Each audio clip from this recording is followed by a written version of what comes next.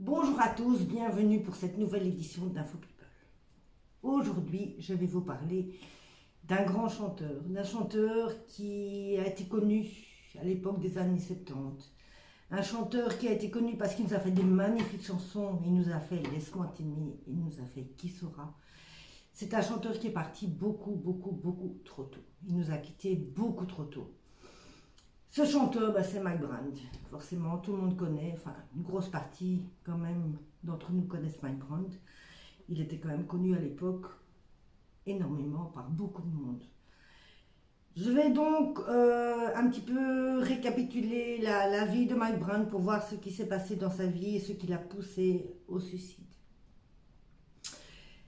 Le papa de Mike Brand s'appelait Fischl Brand.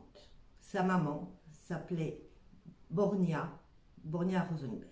Sa maman était de concession juive. Sa maman a été retenue dans les camps de concentration à Auschwitz.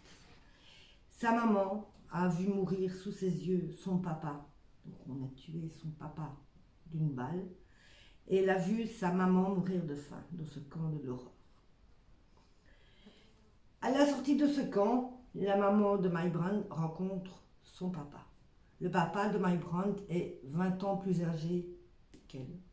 Il va donc la prendre sous sa protection. Il va la protéger vu que sa femme n'a plus de famille. Elle est seule au monde. C'est donc à la naissance de Mike, dit Moshe. Il est né la nuit du 1er et du 2 février 1947. Qu'ils vont avoir leur premier enfant, leur seul enfant. Mike Brand, dit Moshe, est un enfant qui ne parle pas, qui parle très peu. Il parle très tard. Il a beaucoup de retard comparé aux autres enfants. Mais une fois qu'il va démarrer, une fois qu'il va savoir parler, il ne va plus s'arrêter. Il va continuer et il va parler beaucoup. Il a aussi deux passions, il aime le dessin et puis il aime la chanson. Tout petit, depuis qu'il sait parler, il chante. Il chante pour sa famille, il chante pour ses amis, il chante tout le temps. Il chante même dans les petites fêtes de village, il chante chez des amis pour une bar mitzvah. Il chante régulièrement, il aime ça. La chanson, c'est sa vie. Il va donc, tout naturellement, à partir de ses 16 ans, commencer à chanter dans les hôtels. C'est dans un grand hôtel, donc il commence ses débuts réellement devant un autre public que sa famille ou ses amis. Là, forcément, le petit Moshe va devoir chanter devant des personnes de l'international. Donc il va devoir adapter son répertoire. Il va chanter alors les chanteurs qu'il aime. Il va chanter Elvis Presley, il va chanter Tom Jones, il va chanter Franklin, il va chanter plein de magnifiques chansons. Et c'est forcément lors d'une visite dans un de ces hôtels, le 17 mai 69, que Sylvie Vartan va le voir, que Sylvie Vartan va être subjuguée. Subjuguée par le charme, le charisme de ce jeune homme, subjuguée par sa voix. Sylvie Vartan est alors accompagnée de Carlos, qui est à l'époque son secrétaire, et qui deviendra plus tard Carlos le chanteur. Carlos lui demande à Moshe de venir en France. Il lui dit, tu as vraiment un potentiel, tu dois venir en France, tu dois venir avec nous. Le petit Moshe s'exécute et 2 mois après, il arrive en France. Il arrive dans une petite chambre d'hôtel en France. Mais bon, il n'a pas un sou, il n'a pas un franc, il n'a rien du tout. Il est dans un hôtel du quartier latin, il n'a rien en poche. Carlos le prend alors sous son aile, il en a pitié, mais il connaît aussi le talent du chanteur. Donc il le prend sur son aile, il le fait côtoyer tous les gens du showbiz, il le fait côtoyer les plus grands, les gens qui pourraient le lancer dans son métier. Il côtoie alors Eddie Barclay, il côtoie beaucoup de monde. Mais il côtoie surtout Jean Renard. Jean Renard, c'est le compositeur de Sylvie Vartan. Jean Renard va immédiatement écrire la chanson Laisse-moi t'aimer, qui fera immédiatement forcément un tube. Il va être propulsé tout de suite dans la notoriété avec cette chanson. C'est à ce moment-là aussi que le petit Mosché va devenir Mike Brandt. Il va changer de nom, il va apprendre le français parce qu'au début que Mike Brandt est arrivé en France, il ne connaissait pas un mot de français. Donc il va changer de nom, il va apprendre le français, il va se perfectionner en français pour pouvoir faire des chansons en français. C'est ce que le public veut, il le fera. La carrière de Mike Brandt est donc lancée.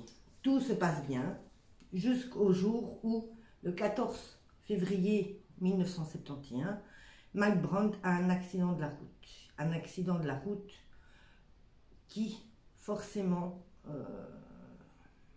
est médiatisé. À l'époque, surtout. C'est à ce moment-là que son producteur, Jean Renard, a une idée phénoménale. Pour faire parler de Mike Brandt, il va lui faire une photo. Donc, à l'hôpital, il rajoute des bandages, il rajoute des tuyaux, il fait la photo choc, la photo qui va marquer tout le monde. Dès le lendemain, cette photo est directement vendue, elle paraît immédiatement dans les journaux, juste au moment, forcément, où ces chansons à lui sortent aussi, ça lui fait une publicité d'enfer. Mike Brandt monte encore d'un grade, se fait encore connaître un peu plus. Malheureusement, plus on se fait connaître, plus on a des fans. Donc Mike Brandt est épuisé, harcelé par ses fans. Il ne sait plus où donner de la tête, il a beaucoup de travail, il est très fatigué. Certains diront que Mike Brandt était dépressif. C'est bien possible. Que c'est ça qui l'a poussé à faire ce geste. C'est bien possible aussi. Néanmoins, c'est le 22 novembre 1974 que Mike Brandt fait son premier suicide. Il saute donc de la fenêtre d'un hôtel du 5e étage, l'hôtel de la paix. Par chance, certains diront que son talon en sautant, le talon de sa chaussure a pris dans la barrière du balcon du 3e étage et que c'est ça qui a amorti sa chute. Il s'en sortira avec un traumatisme crânien et une blessure à la jambe. Mike Brandt poursuit son rétablissement très doucement et c'est quelque temps après, le 25 avril 1975, à 11h15, que Mike Brandt réitère ce suicide. Là, il sautera du 6e étage. Il sautera le jour où son nouveau tube sort. Il sautera de l'appartement d'une amie. Malheureusement, cette fois-ci, il n'y a rien pour amortir la chute. Donc Mike Brandt sera directement transporté en ambulance où il décédera dans l'ambulance. Certains diront que son suicide a été poussé par certaines personnes, que Mike Brandt était mal accompagné, on dit qu'il avait de mauvaises fréquentations. Certains diront aussi que psychologiquement il était plus faible. Il paraît que quand on a des parents qui ont subi la Shoah, que pour les enfants ça reste un choc, il reste marqué, que c'est ça qui l'aurait poussé au suicide. Certains diront aussi que c'est ses fans, l'épuisement et l'agression constante d'avoir des fans comme ça, qui vous collent à la peau, qui l'ont poussé aussi au suicide. Certains diront aussi, ça je l'ai lu, que c'est la drogue. Ça, par contre, ça a été démenti par les médecins qui ont forcément suivi Mike Brandt lors de sa première tentative de suicide. Il y a eu forcément des analyses qui ont été faites sur Mike Brandt et les médecins le diront, il n'y a eu aucune substance de stupéfiant dans le sang de Mike Brandt. Ça, on peut enlever. Mike Brandt n'avait pas de drogue à l'époque, il n'en prenait pas. Mais il y a aussi une grosse théorie qui court sur ce suicide. Mike Brandt avait changé de producteur. Il avait pris attendez, je prends ma feuille parce que le nom Wagentrop, il avait pris Wagentrop comme producteur. Ce producteur était très agressif, violent. Il ne le lâchait pas, donc il y avait énormément de disputes entre eux et ça clashait très souvent.